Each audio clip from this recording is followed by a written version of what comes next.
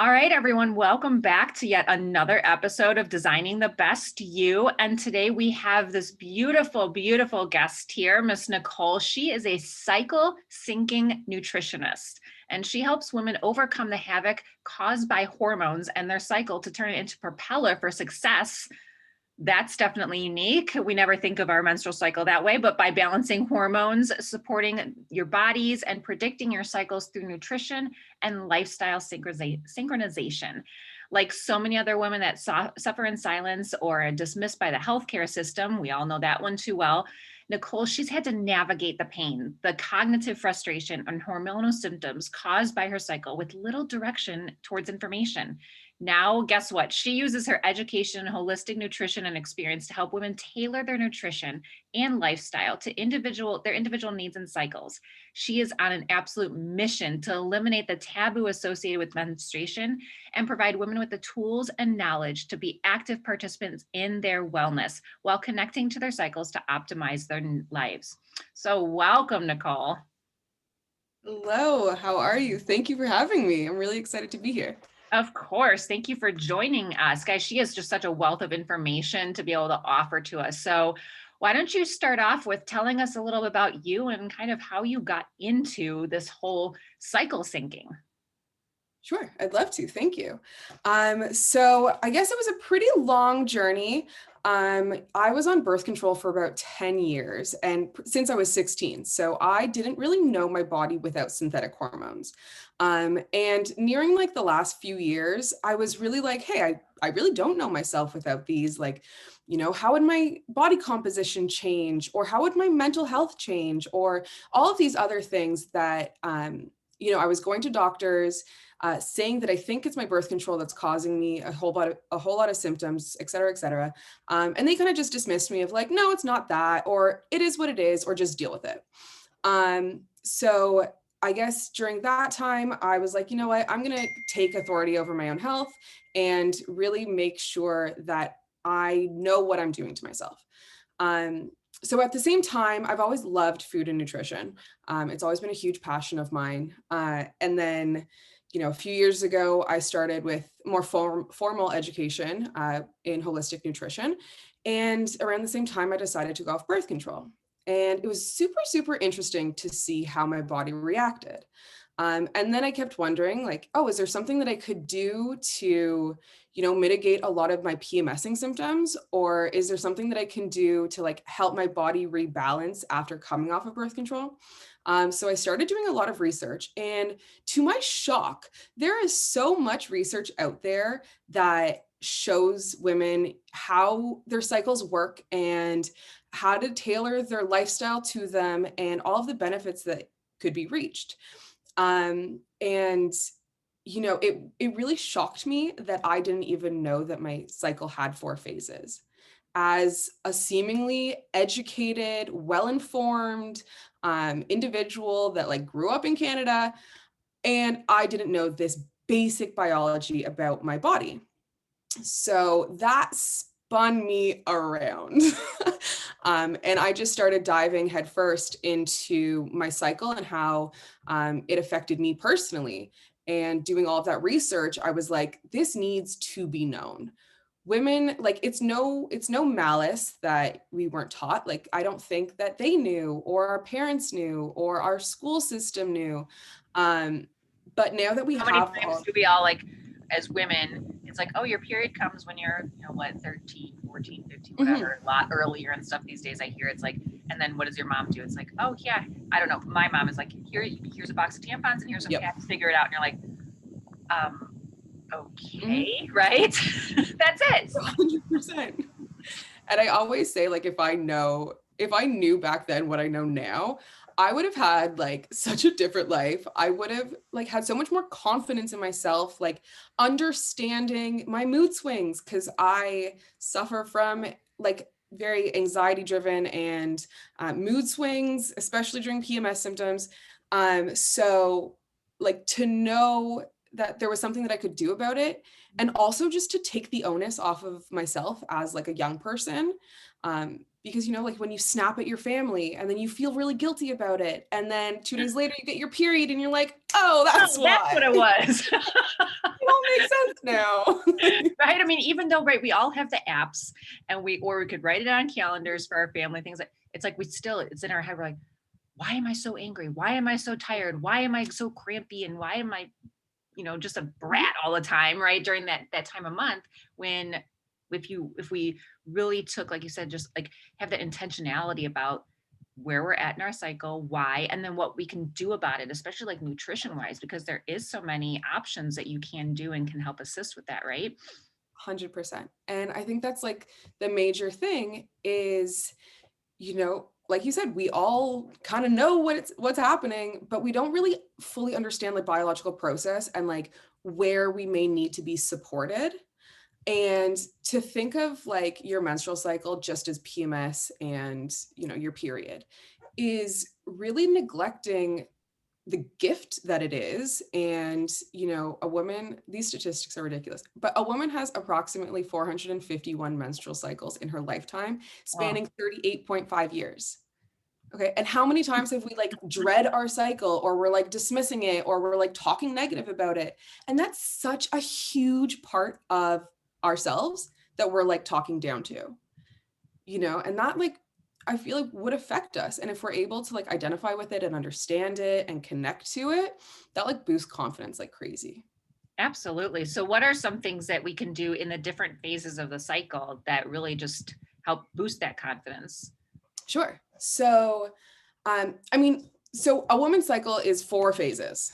I guess now with the apps and everything, women are getting a lot more familiar with it, but I've spoken to so many people that don't even know the phases of the cycle. So if it's cool with you, I'll like brush through them really quickly so that it's a little bit more context. Absolutely.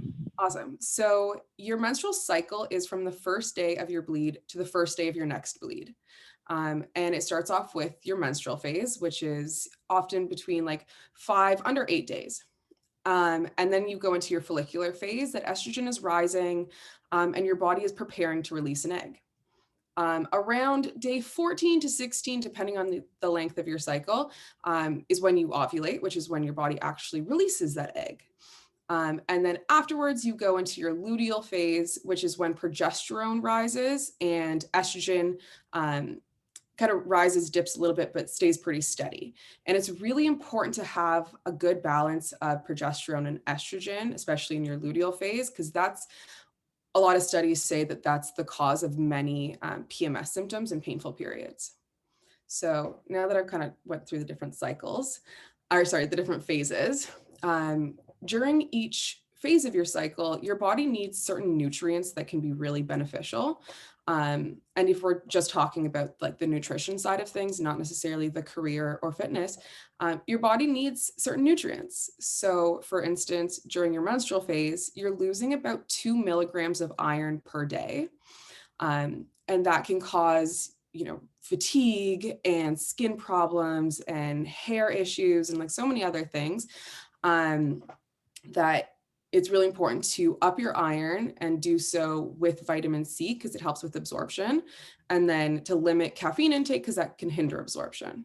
Which we Right. all So think that during that tired time, we're like, no, Mhm, more caffeine, right? And then we're totally. usually not, well, I can't speak for everyone, but at least for me, I'm like, I'm not really that hungry and I just want the sweets, which don't Mhm. have iron and vitamin C or any of that stuff in there. So what are some like tips there, because right, we're already typically low in iron in general as women. And then during that phase, it's even worse. So what are some like nutritional tips that people can start doing right now? Sure. Try to focus on iron like throughout your whole cycle, because then once you get to your menstrual phase, you won't necessarily be depleted. But things like if you eat red meat, organic red meat, especially liver, has a lot of iron in it, which is great. Who likes liver? I can't personally say that I eat a lot of liver, but Okay, sorry, I misinterpreted that one. No. love it. But you have to be careful with liver also because it may have extra toxins. So make sure that you're getting organic, non-GMO, etc. But then things like broccoli and spinach and tofu all have iron in them that it's pretty easy to just like fit into your into your daily life, make a soup, because soups are super nutritious. They're easily digestible, which during your menstrual phase you might have digestive issues, or it's just really taxing on your body. So incorporating things that are like warm and soothing, so soups and stews and stuff like that, is really, really beneficial. Yeah, I'm always big on just throwing it either in, like you said, in a soup or a stew or Or a smoothie. smoothie. Everything gets hidden in a smoothie, right? Perfect. Those type of things. So those are great tips then for nutritional during the luteal phase. Anything else that they should include during that phase, or during maybe a different phase or something like that, that can help with the symptoms? Sure. I mean, and then as you go into your follicular phase, definitely try to incorporate estrogen metabolizing foods like cruciferous vegetables, kimchi, sauerkraut, stuff like that. And then in your luteal phase, okay, so there's actually 5 different types, quote unquote, of PMS symptoms. So each of those 5 types actually has a nutritional protocol and like a supplement protocol that can really, really benefit that specific type, right? So the different types are type A for anxiety, type C for cravings, especially carbohydrates. We're all familiar with that one. Yeah, big time. The You bag of also chips, the loaf of bread, yeah, all those things. I Yep. haven't done any of those though. I mean, I'm a nutritionist. I've not done any of those. Uh, So there's also type D is depression. Type P is pain. So that's like cramping. That's also considered with acne and like just digestive issues as well. And then you have type W, or known as type H, which is water retention or hyperhydration. And that's when you are, of course, retaining water. So that can cause breast swelling, bloating, just feeling really puffy. So each of those different PMS types has a different protocol.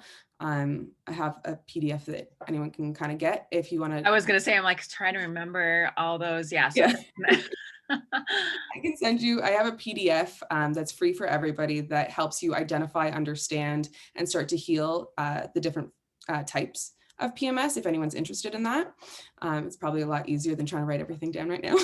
right. Yeah, exactly. And now, can you have more than one type, or do you rotate through certain ones throughout the course of your life? How does that work? People that I found that people often have dominant types, but many women suffer from multiple. So, for example, I am definitely type A, anxiety, and type W, water retention. So those are the main ones that I really focus on when I'm going through my protocol, especially like the 5 days before and into, your luteal phase. That I really focus on to really try to mitigate a lot of those symptoms. So it could be as easy as getting a little bit more exercise in, because that helps with the water retention. It moves everything in your system, so it releases water retention. And it could be as simple as increasing magnesium and B6, which most women definitely need more of. It's been very common that those are the 2 really like deficiency symptoms that cause a lot of PMS issues as well, or have a correlation. Yeah, but there's a whole bunch of different things that you can do. But I think, like, especially with cycle syncing, when you're able to understand your body and are afforded with the different tools, you can then become an active participant in healing those in appropriate ways. And like you said, if it changes over time, or if there's certain stressors that trigger something, you then have the knowledge to like look at it and be like, okay, so now I have to address this, you know. Which makes complete sense, because I mean, for example, like I'm literally in day 1 right now, and it's like, okay, how do I feel? What do I, what was leading up to it? How do I help with that? And there's definitely times, I mean, I didn't know there was 5 different types, right? I mean, you just think of, oh, these symptoms, we all should have them. I used to think, I'm like, why does everyone have these like crazy cramps? I'm like, they're just wimps, right? Type thing. But everyone has different things going on. But I've noticed even too, that I definitely want to talk to you about this later, off camera and stuff like that. But it's like, there's some periods where you're like, okay, I'm I'm great. I had a great PMS. I have a great period. And the other ones are like, oh my goodness, this is terrible. What did I do to deserve this? Mm. Right. And the poor people around me type thing. Right. More so that, right, than anything. They're all like, please go hide in a room. Right, and don't come out until you're done. But it's like there's so many different aspects, I'm sure, of just our life in general that we can actually change, right? We're, like you said, we're going to have our period for how many years of our life, An right? average of How 30 many minutes. cycles? A lot. And Yes, a so we lot. might as well, like you said, like learn how to navigate and manage Mhm. that through our nutrition, our lifestyle, helping to improve our immune system, which is always needed. So Mm. you can kind of share with us some just basic steps that we can do other than just here, like eat a couple things here and there, increase our magnesium because everyone's different, Mm. and just kind of walk through the whole process of what someone should go through. Sure. I mean, obviously, first and foremost, I would say, of course, like the first line of defense for any health protocol is really addressing your nutrition and like what you're feeding your body. So that's super important, especially when it comes to your gut health. And because obviously, we both know gut health affects so many different systems in our bodies. And if our gut health is off, most time everything else is off too because we can't absorb nutrients or our serotonin's low or like so many different places. So addressing gut health is super, super important when it comes to overall hormonal health. Um, Also ensuring stable blood sugar levels. So many people, especially with like the standard American diet, are not getting enough fiber. Therefore, they're not feeding their microbiome, and it's a lot more difficult to stabilize our blood sugar. And that's really like the first line of defense with, I think, any health Yes, did you protocol. want to share a little bit with people? Because most people are like, stabilized blood sugar, that just means I just don't eat sugar, right? So kind Mhm. of share a little bit with people like what that means on just a daily basis. Sure. So there's certain foods that you consume that will spike your blood sugar levels. And those are things such as, of course, like the sugar that we all know and love, candies, et cetera, et cetera. Like when someone says sugar, what we think about when we say sugar. But it also includes things like breads, white breads, pastas, white rice that hasn't been cooled down again. And like fruit, of course, has sugar in it, but because if you're eating a full fruit, it also has fiber, that slows down how your body's actually absorbing that sugar and how it's breaking it down. So it doesn't like flush your system as quickly as a lot of these other foods that I've just mentioned. So especially in order to do that, um, it's really important that we incorporate fiber into our diet because that, like I said, slows down the absorption of sugar. So it doesn't spike our levels as highly. And when our sugar levels are being spiked and then fall, we all know that like really uppity and then we crash. Um, it's really bad for our systems because it throws off a lot of different hormonal things, including insulin, especially, of course, but also definitely affects your reproductive hormones like estrogen. And that's one thing that a lot of us don't think about. We're like, okay, PMS, I'm going to inhale that stuff because Mm. it's okay during that time. I've heard Mhm. that from so many people. It's okay, just have that bar of chocolate every day of PMS, and it's fine. None of us are saying that you can't have some of it, but just to monitor what you're eating. If you're having that on top of the breads, bagel and cereal for breakfast, and then you're having a snack of something else, that spikes your blood sugar, your body can't like cool off basically and relax in order to process the hormones appropriately and that type of thing. So are there, I know we talked about a little bit of the foods to be able to help support some of that throughout the systems, but it's hard when you've lived a life, most of your life, eating some of those foods and things like that. What's some of your suggestions in helping to reduce, because we can't say eliminate because that's like Of course. taking, all the alcohol or cigarettes or something from, someone who's been doing it for so long. You can't Mhm. just cut cold turkey. So what are some little tips and tricks that you've used with your clients to help kind of reduce that intake to help level the blood sugars? Sure. So First off, I'd say like cycle syncing really helps with that because like, especially in your follicular phase, you have a little bit more leeway, because it wouldn't necessarily be affecting you as significantly as it may in your luteal phase. Although it's important to, of course, keep it kind of across the board. But when you're able to cycle sync and you know that like you have that little bit of time, those like, days 7 to 10 of your cycle that like you can indulge a little bit, or it's just a little bit less effective. Don't obviously go binge because you've been in this binge restrict cycle. That's definitely not what we want. But of course, when you go and like, especially with alcohol and stuff, if you know that it's affecting you in certain ways, you're making, you want to make that positive choice, although it's hard a lot of the time. But let yourself do it in most of the space. Like I always support the 80-20 rule. Spend 80% of what you consume is healthy, good for you, nourishing, and then play around with 20, and if you're able to cycle sync with it, even better. But I would definitely say the 80-20 rule is great. Also, finding alternatives that you actually really enjoy is super, super helpful. And then as well, addressing the nutrient deficiencies that may be causing it. So like you just mentioned, that chocolate bar during your luteal phase and into your period, a lot of the time, which is a shocker, craving chocolate is actually a symptom of a magnesium deficiency. Yep. So if you're able to increase your magnesium uptake, you may not actually have such significant cravings. Mm-hmm. The same thing with your luteal phase and, wanting all those carbohydrates.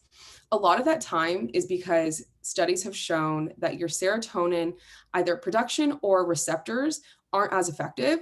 So you're trying to get that hit of serotonin or dopamine, which is most easily gotten through these simple carbohydrates. Yeah. But if you're able to predict that and instead, consume amino acids that have, mood boosting amino acids like tryptophan that's in pumpkin seeds and turkey, or dopamine, which is like L-tyrosine. If you're able to incorporate these, you may not even have such significant cravings. No, I agree. I totally agree. And I know I want you to share a couple of your tips during your cycle and stuff like that too. But like when you're having those cravings, I know for me, for the chocolates, I make sure I go with some of the darkest, most bitter chocolate, because first of all, it's like, you really just need that one little square or two. And then I also just buy one bar and then I can only have that for the entire week type thing. So it's like here, 1 or 2 squares, and then that's it.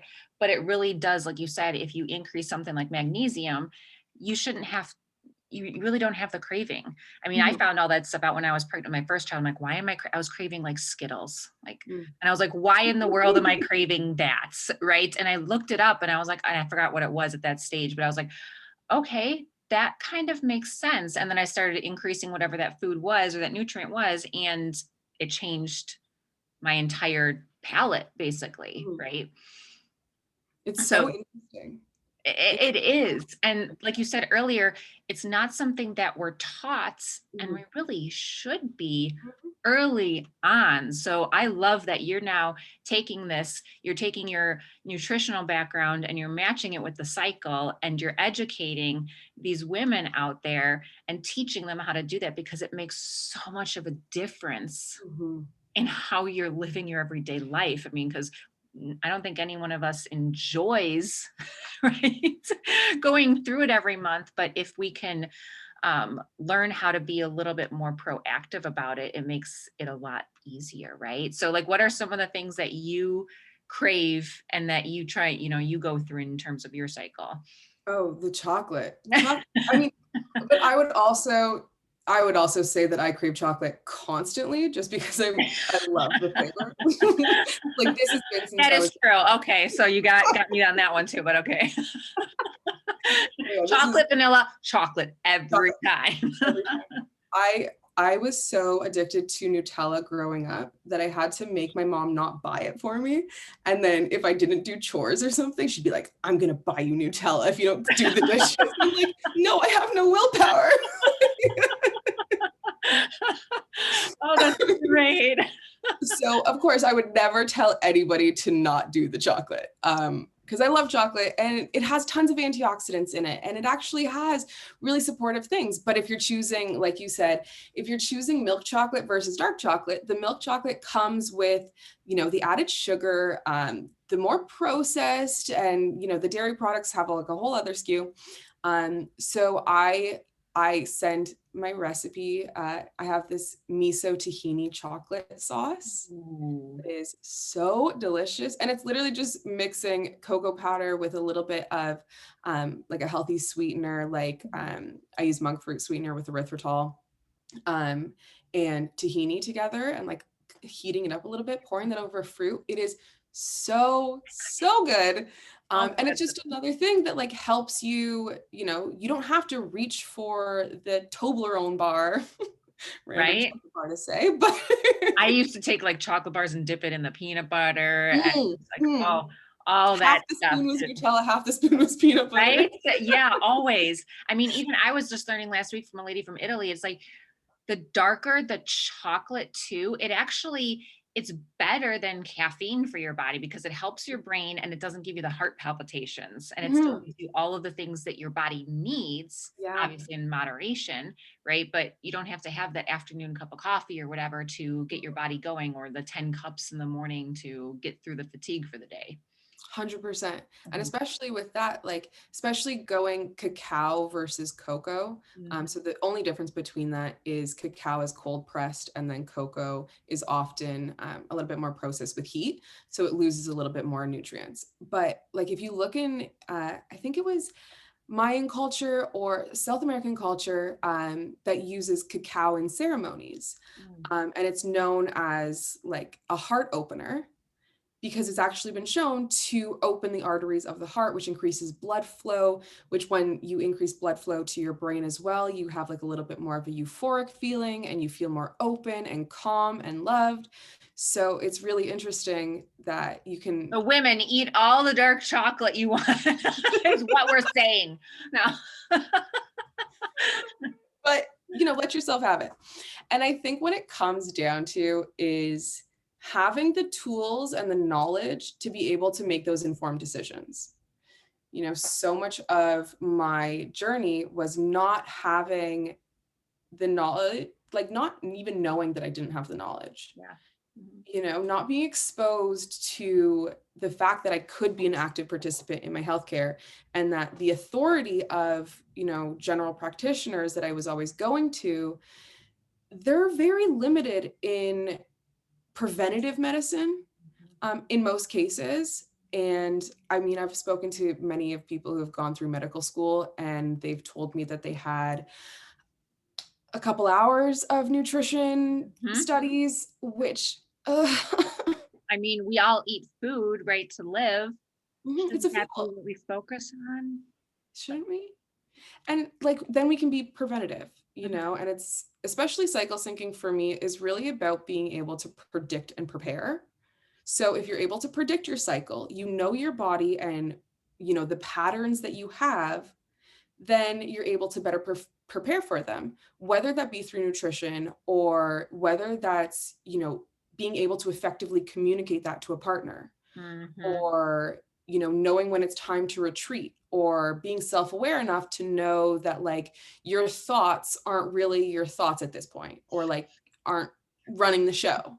Don't, Just don't listen to them during that time because they're just, and men don't understand that. It's like, we can't Yeah, control that. Like, I mean, we can, but we can't. It's like, it's there. yeah, Yeah. yeah, Mhm. totally. And So I go ahead. go ahead. No, so I love that you have that. I mean, right? Because there's so many different areas of your life. And like we've said, like we already track our cycles as women as it is. I mean, if you don't, I don't get on that first, Mhm, track that. But we already do all those things and we need to be able to sync them together so that mhm, we can have the best life. I mean, even I talk about like designing the best you. The world needs the best you. mhm, And as are you syncing the different areas of your life together, it just makes you a better person, mhm. just a nicer person usually too, in general, as we're going through this stuff. So, what are some things that you offer people right now? I know you've got a couple of programs and things that you do with for clients. Can you share a little bit about that with us so we know what to do? I mean, we just got this wonderful lady, Nicole, here. What does she do for people? Other than just educate us.